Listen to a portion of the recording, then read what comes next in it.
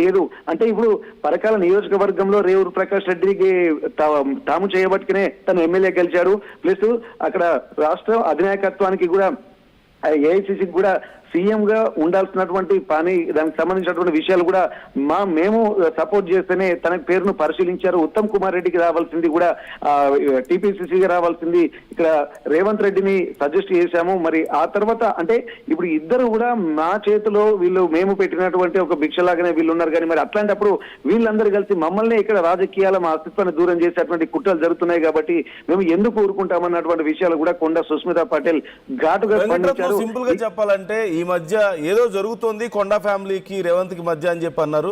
రేవూర్ని మళ్ళీ గెలిపించండి అని చెప్పి అడిగిన తర్వాత చాలా వరకు అర్థమైపోయింది, ఓకే ఇంకా ఇంటర్నల్ గా ఇష్యూ చాలా పెద్దగా ఉందని చెప్పేసి. ఇప్పుడు కొండా సుస్మిత కామెంట్స్ చూస్తే ఇక రేపటి వరకు టైం ఉంది కదా, క్లారిటీ వచ్చేసినట్లు కనపడుతుంది. అంటే రేపు కొండా ఫ్యామిలీ ఏదైనా పెద్ద నిర్ణయాన్ని ప్రకటించబోతున్నారా? కాంగ్రెస్ నుంచి వాళ్ళే బయటికి రాబోతున్నారా వీళ్ళు పంపించడం కాకుండా? అంటే సిచ్యువేషన్ అలా కనపడుతుంది. ఓకే, ఇక్కడ మీరు చెప్తున్న దాంట్లో ఇక్కడ వీరు నిన్న సుస్మితా పటేల్ తోటి మాట్లాడిన తర్వాత, అలాగే కొండా మురళి గారితో మాట్లాడిన తర్వాత వారు స్పష్టంగా చెప్తున్నారు, మాకు కాంగ్రెస్ పార్టీ తోటి ఎట్లాంటి విభేదాలు లేవు, ఏఐసీ తోటి విభేదాలు లేవు.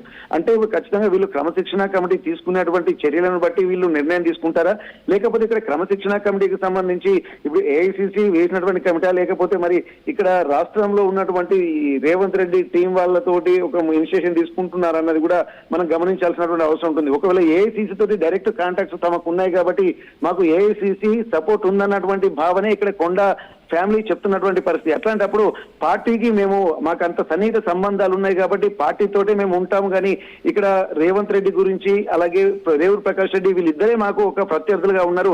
వీళ్ళిద్దరే అసలు పార్టీని కూడా ఇప్పుడు అచ్చపార్టీ లేకుంటే పచ్చపార్టీ అని చెప్పి అంటుంటే ఇక్కడ రాష్ట్రంలో ఉన్నటువంటి కాంగ్రెస్ పార్టీని కూడా ఒక విచ్ఛిన్నం చేసేటువంటి ప్రయత్నాలు జరుగుతున్నాయి. గతంలో ఉన్నటువంటి టీడీపీని కూడా వెంకటరత్నం అక్కడ ఏఐసిసితో కాంటాక్ట్ మెయింటైన్ చేస్తూ తెలంగాణ కాంగ్రెస్ లో రేవంత్ రెడ్డితో పోటీ పడి రేవంత్ రెడ్డితో ఒక రకంగా విభేదించి పోటీగా ఇలాంటి